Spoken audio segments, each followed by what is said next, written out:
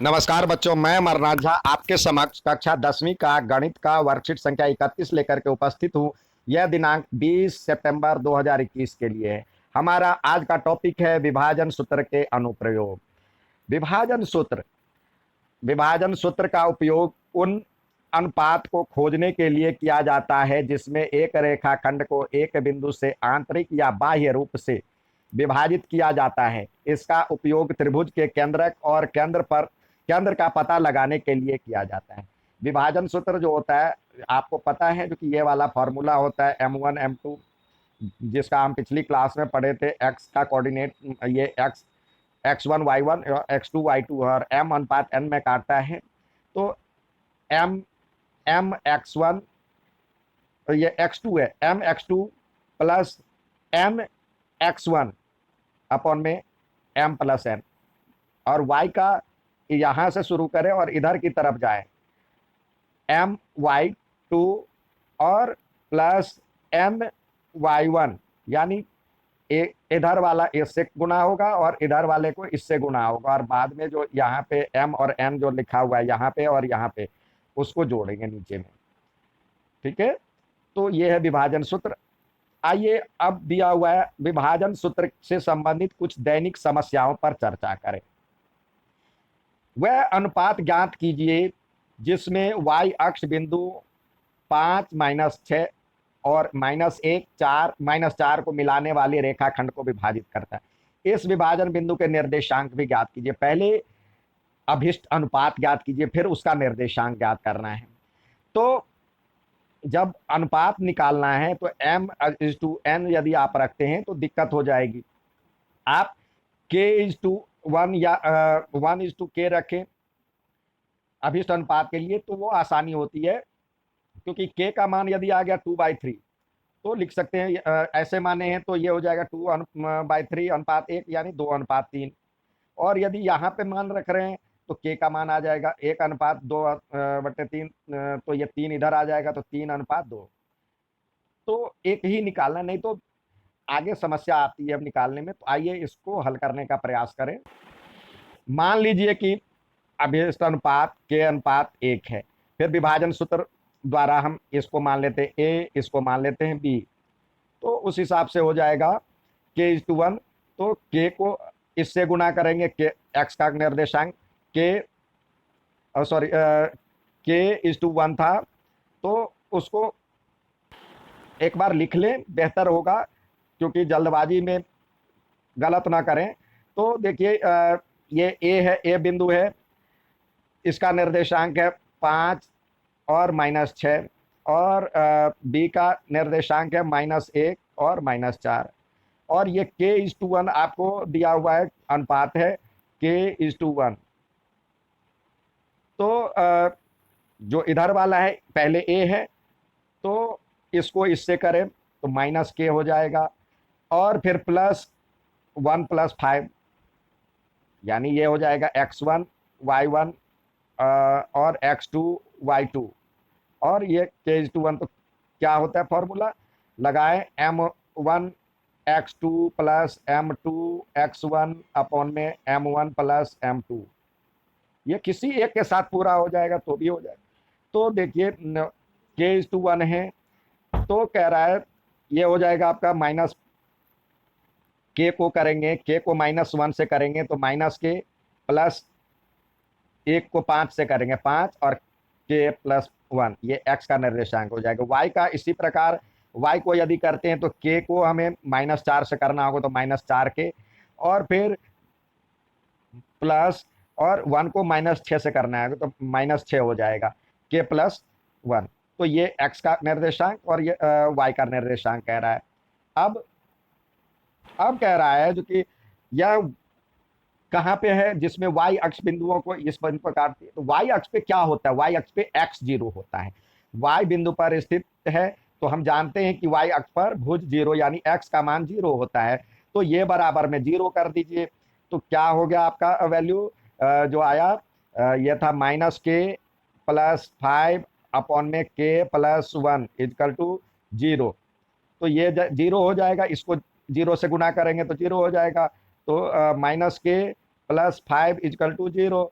तो के is equal to क्या हो जाएगा, माइनस के इजकल टू -5, तो ये हो जाएगा 5।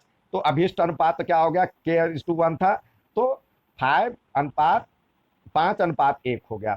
ठीक है, अब x का मान तो हमें मालूम चल ही गया, इसमें रख करके y का मान मालूम कर लें, क्योंकि k का मान मालूम चल गया है।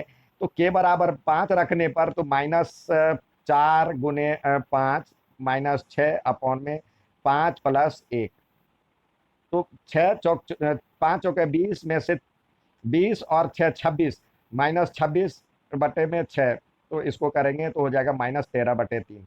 ये आंसर आया। तो इसका अनुपात भी उस बिंदु का निर्देशांक भी निकल गया और अभिष्ट अनुपात भी निकल गया। यही हमें निकालना था। अब आइए दूसरा देखते हैं। दूसरा है बिंदु A2 -2 और -7 और 4 को मिलाने वाले रेखाखंड को समत्रिभाजित करता है, यानी समान 3 भागों में बांटता है। यहाँ पे हमने ले लिया। ठीक है, तो एक बिंदु यहाँ है, दूसरा यहाँ है। ये हो गया ए और ये हो गया बी। अब समान 3 भागों में बांटेगा, एक इधर और दूसरा इधर। तो इसके लिए क्या हो जाएगा, समान भागों में बांटता है, इस यहाँ पे अनुपात हो जाएगा 1 और इधर 2, इसके लिए 1:2। और इस बिंदु के लिए निर्देशांक हो जाएगा 2 और इधर 1, इसके लिए अलग हो जाएगा।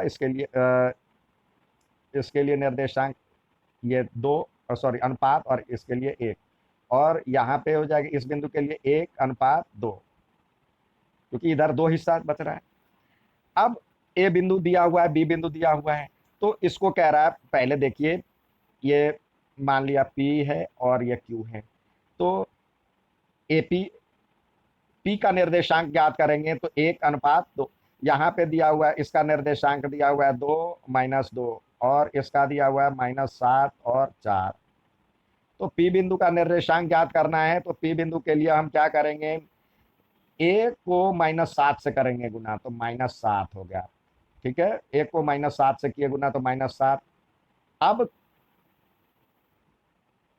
2 को इस 2 से करना है प्लस रख करके, तो 2 दूनी 4 अपॉन में 1 + 2, 1 + 2, ये x का निर्देशांक हो गया। y का 1 को 4 से, तो हो गया 4। फिर 2 को -2 से, तो 2 दूनी 4, माइनस में 4, प्लस माइनस -4 अपॉन में 2, 1 और 2 3, ये इसका निर्देशांक हो गया, जो इसको सॉल्व करने पे आता है -7 और 4 को जोड़ेंगे तो ये हो जाएगा -3/3, और ये हो जाएगा 0/3। जिसको सॉल्व करेंगे तो -1 और 0 आया, जो यहाँ भी दिया हुआ है। ये P बिंदु का निर्देशांक है, P का निर्देशांक। अब दूसरा बिंदु Q का निर्देशांक ज्ञात करते हैं हम। Q का निर्देशांक ज्ञात करते हैं, तो देखिए इसके लिए ये 2 है और अनुपात 1, तो 2 को -7 से, तो -14 हो गया, 7 दूनी 14, और 1 को 2 से करे गुना, प्लस 2 एकम 2 बटे में 2 + 1, और y का निर्देशांक 2 को इस 4 से, तो 4 दूनी 8, और 1 को -2 से करेंगे तो ये -2/2 + 1, तो ये हो जाएगा, आपको सॉल्व करेंगे तो 12/3 और 6/3, जिसको सॉल्व करेंगे तो ये हो जाएगा -4 और 2, क्योंकि 3 से कट जाएगा, तो ये आया -4 और 2, जो यहाँ भी दिया हुआ है। तो अब हम लिखेंगे क्या, जैसे दिया हुआ, इसलिए ये तो निर्देशांक निकल गया, तो इसलिए ए और बी को मिलाने वाले रेखाखंड को समत्रिभाजित करने वाले बिंदु क्रमशः, ये बिंदु का निर्देशांक क्रमशः ये और ये है। ठीक है, आइए नेक्स्ट देखते हैं एग्जाम्पल। देखिए, इसमें जो सवाल दिए गए हैं, उस बिंदु के व्यास ज्ञात कीजिए जिसके निर्देशांक दिए हुए। तो अब केंद्र ज्ञात करना है, तो ये वृत्त है, वृत्त का ये व्यास है। केंद्र क्या होता है, इसका मध्य बिंदु होता है, तो मध्य बिंदु का निर्देशांक दिया हुआ है, तो मध्य बिंदु का किनारे का निर्देशांक दिया हुआ, मध्य बिंदु ज्ञात करना है। एक ये वाला दिया हुआ, यहाँ का निर्देशांक और यहाँ का निर्देशांक, अब बीच वाला निकालना है। तो हम क्या करेंगे, मध्य बिंदु का निर्देशांक होता है x1 प्लस x2/2, तो 3+7/2, तो 3+7/2 x का निर्देशांक, और y के लिए y1 प्लस y2/2, 4+8/2, 4+8/2, तो इसको सॉल्व करेंगे तो हो जाएगा 10/2 और 12/2, जिसको सॉल्व करेंगे तो 5 और 6, यहाँ पे दिया हुआ उसका मध्य बिंदु का निर्देशांक 5 और 6 आ गया। ठीक है, अब स्वयं प्रयास कीजिए एक अंतर्गत। आइए सवाल हल करते हैं। पहला सवाल आपके पास दिया हुआ है, यदि 1 2 4 y x 6 और 3 5 इसी क्रम में लेने पर एक समांतर चतुर्भुज बनता है। तो अब देखिए, आप मान लीजिए जो कि ABCD है, तो आप समांतर चतुर्भुज यदि बनाते हैं तो इस प्रकार बनता है।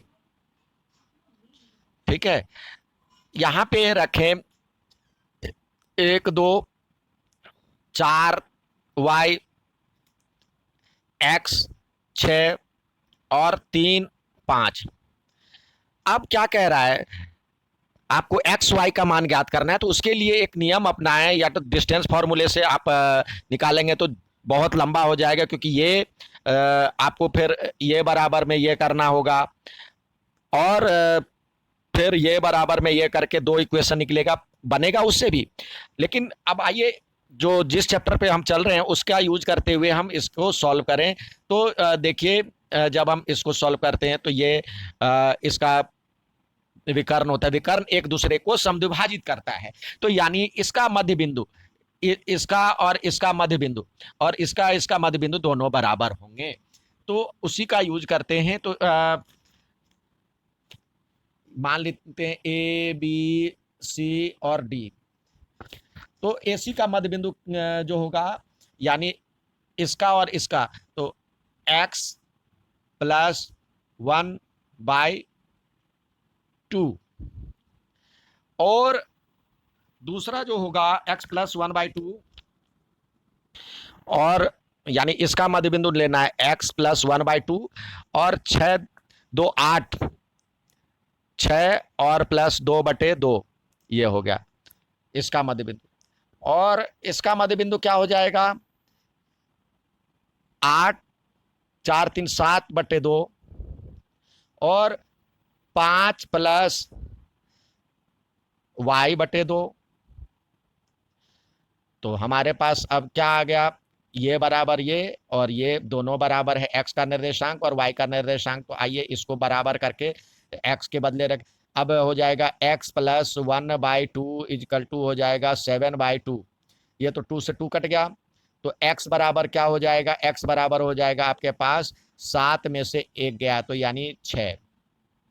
और इसी तरह जब इसको सॉल्व करते हैं तो ये हो जाएगा, ये 8/2, 5 + y/2 = 8/2। तो ये से ये कट गया, y के बदले क्या आ जाएगा, y के बदले आ जाएगा y = 8 में से 4 गया, 8 में से 5 गया, तो 3। तो ये हो जाएगा y के बदले 3, x के बदले 6। तो इस तरह से x और y का मान निकल गया। x का मान आ गया ये, y का मान आ गया 3, और x का मान आ गया 6। अब आइए नेक्स्ट सवाल देखते हैं। यहां पे कह रहा है, यदि a और b, इसको मान लेते हैं a और इसको मान लेते हैं b, a b का निर्देशांक दिया हुआ है, तो p का निर्देशांक ज्ञात कीजिए। p का निर्देशांक ज्ञात करने के लिए कह रहे हैं, यहां पे एक p बिंदु है, वो AP अपॉन में AB, AP अपॉन में AB, यानी ये अपॉन में पूरा दिया हुआ 3:7 है। तो ये हो जाएगा 3, और ये टोटल 7 हिस्से में बांट रहा है, तो 3 हिस्सा इधर आ गया, इधर बचा 4 हिस्सा, तो 3:7, यानी PB बराबर में 4 हिस्सा हो गया। तो ये अनुपात हो गया, ये M1 और ये M2। अब यहाँ पे दिया हुआ है -2, और ये भी -2, और यहाँ पे दिया हुआ है 2 और -4, तो इस पे रख करके P बिंदु का निर्देशांक ज्ञात करना है। तो आइए x का हम m1 इसको 2 से करें तो 3 दूनी 6 प्लस, अब इसको इससे करें तो ये हो जाएगा प्लस माइनस माइनस हो जाएगा, तो 4 दूनी 8 माइनस 8 अपॉन में 3 और 4 7। y का निर्देशांक क्या हो जाएगा, 3 को 4 से करें माइनस 4 से तो -12, 4 को -2 से करते हैं तो -8/7। तो का आंसर ये आया। वृत्त का व्यास के अंत बिंदु है तो और व्यास की लंबाई दी हुई है, तो वृत्त का केंद्र बताना है।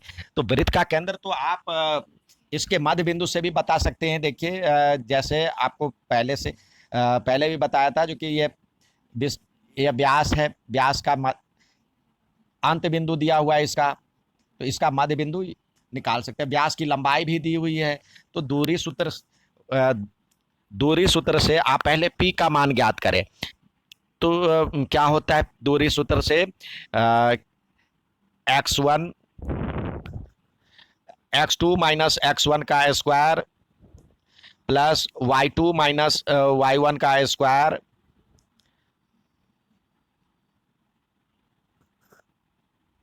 ये फॉर्मूला होता है दूरी सूत्र का, x2 माइनस x1 का square plus y2 minus y1 का स्क्वायर बराबर में जो दिया हुआ है, ये होता है दूरी सूत्र। तो यहाँ पे दिया हुआ है 10 ये दूरी, तो दूरी दिया हुआ है आपके पास 10 सेंटीमीटर, तो बार कर देंगे, दोनों ओर बार करने पर तो 10 का स्क्वायर बराबर में हो जाएगा, इधर आपके पास है 4 माइनस 1 का स्क्वायर और प्लस P माइनस 0 का स्क्वायर, रूट हट गया तो ये हो गया, तो आपके पास आ गया 3 का square plus P square is equal to 100। तो P की value P square is equal to हो जाएगा 100 में से 9 गया तो हो जाएगा 91। तो P की वैल्यू क्या आ जाएगी, P इजकल टू √91। अब आइए P की वैल्यू आ गया, तो अब इसका मध्य बिंदु ज्ञात करें। केंद्र का निर्देशांक